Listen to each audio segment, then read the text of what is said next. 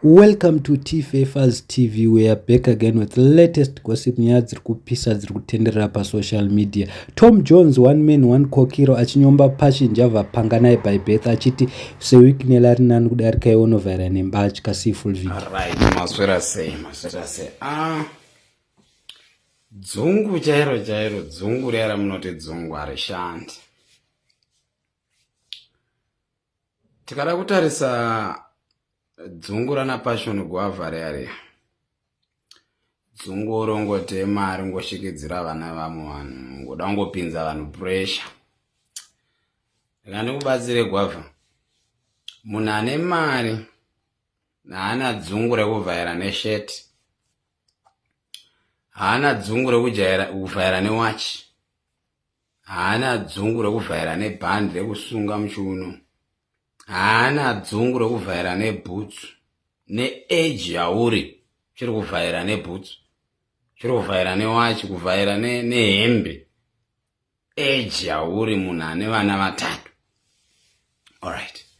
Izvozvo zvega zvekushaya direction nekupopota nekuwawata nekutaura zvisina basa, zvisingavaki kana nyika yacho, zvisingapi benefit kana kunyika yacho, ndo zvega zvinongoratidza kuti uri kusvirirwa mukadzi. Ndo zvega zvinoratidza kuti kudii pasho uri kusvirirwa mukadzi neacademy boy.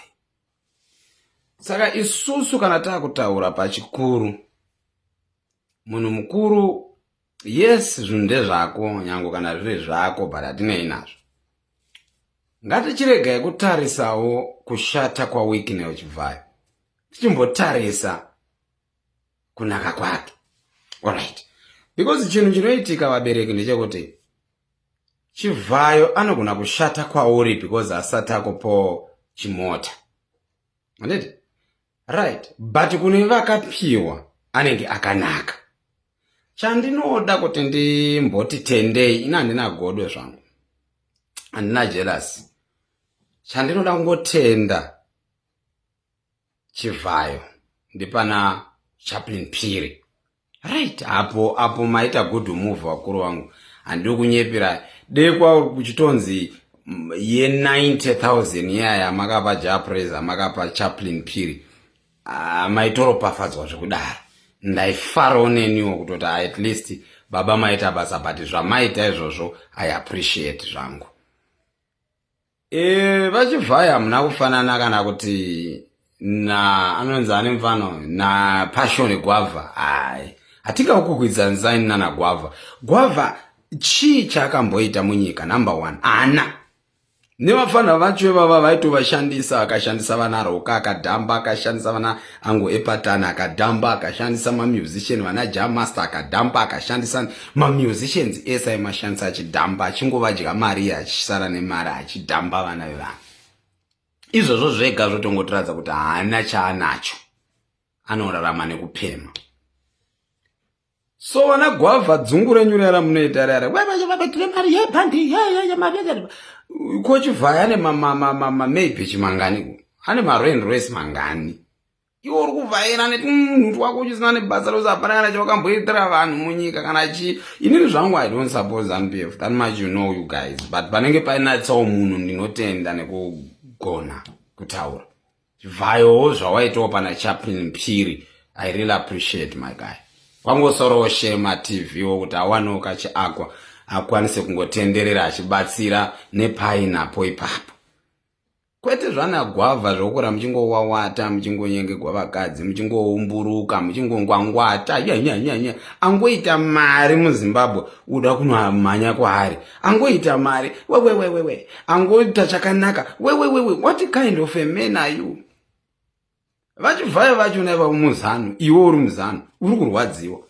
Futi uri kurwadziwa nachivhaya, izvezvi nakuhonye go and see Vic, ndoda kuzoita udode, kana ida kuti, iwe, siyana nachivhayo, vanhu vakuru havana zera newe.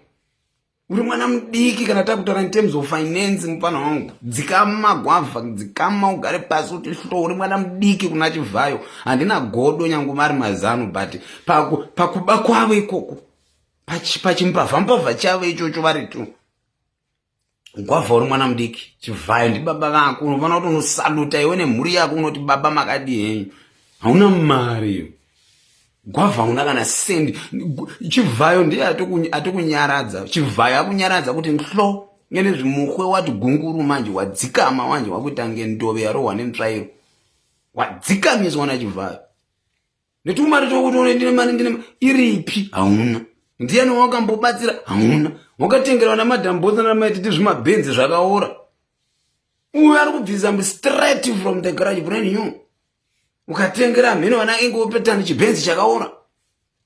Chii chaukamboita nezvaukapedza towers wakapera wangofamba chinohwa mukosho hauna chaukamuitira but wangofamba uchingomuti wawata nezvezano. Zvamai manje ndakutaurira chokwadi gwavha chivhayo akudzikamisa. Vandi baba vako vaya unofana kuenda kuchinokumbira kuti baba ndokumbira. Ndi baba vako chivhayo is a big man. Kwauri wewe. Nana basa ndevezano ndiringotaura in terms of gwavha na passion na machivhayo. Ya chivhayo munhu mukuru kwauri passion dzikama kuti hlo umurespect umupesando umuti mndara ndokumbirawo maadvice ekutsvaga mari ndizobatsirawo vamwe muZimbabwe. Tinongotenda nevakapiwa nevachazopiwa tinongotenda. Ina hangu handidi because ndagara ndongofamba netsoka ndizvishandira hangu handa pressure.